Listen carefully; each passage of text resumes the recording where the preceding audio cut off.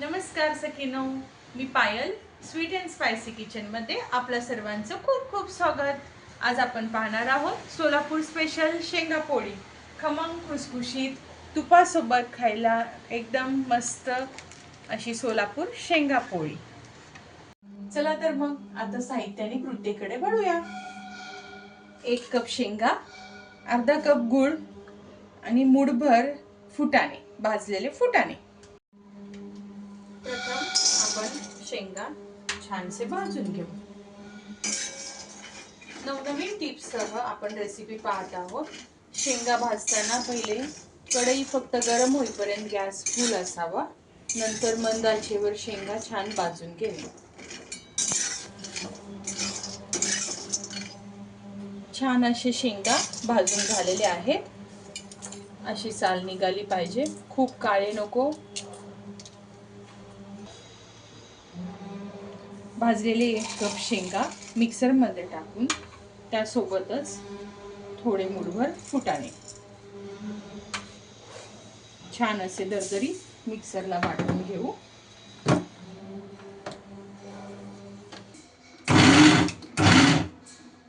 छान भरभरीत वाटण तयार झाले आहे। त्यात थोडा गूळ टाकून पुन्हा एकदा थोडे मिक्स करून घेऊ। असे गूळ शेंगाचे वाटण तयार झाले आहे।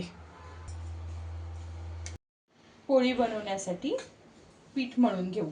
गव्हाचे पीठ 2 कप, चिमूटभर मीठ, 1 चमचा मोहनासाठी तेल 1 चमचा टाकला तर पोळी खुसखुशीत होते। चपातीला मळतो असे छान पीठ मळून घेऊ। सैलसर पीठ तयार आहे। तेलाचा थोडा हात लावून एकसारखे करून घेऊ। आपले पीठ तयार आहे। आधी सारणाला हलकासा पाण्याचा हात लावून घेणे। सारण थोडेसे ओले झाले पाहिजे। लहानसा उंडा घेऊन त्याला हलके पीठ लावून घाटून घेणे।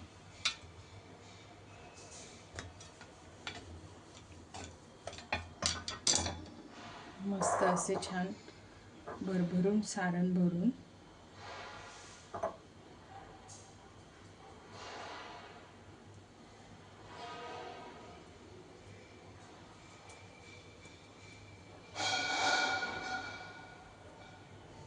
आपला पोळीचा उंडा तयार करून घेणे।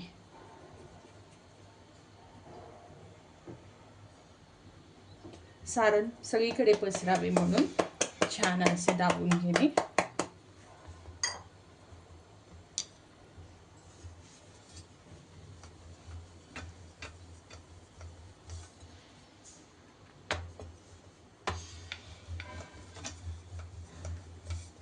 छान अशी पातळ पोळी लाटून तयार आहे।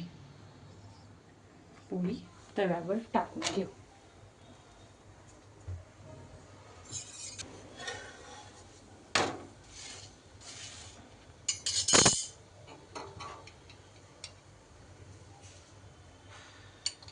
तेल किंवा तुपात तुम्ही पोळी भाजू शकता।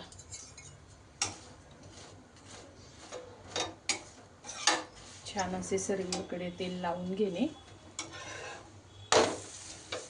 पोळी खमंग मंद आचेवर छान भाजून घेणे।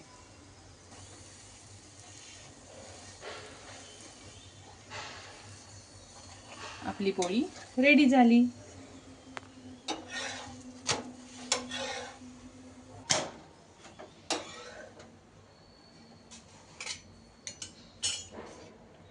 तयार आहे आपली शेंगा पोळी।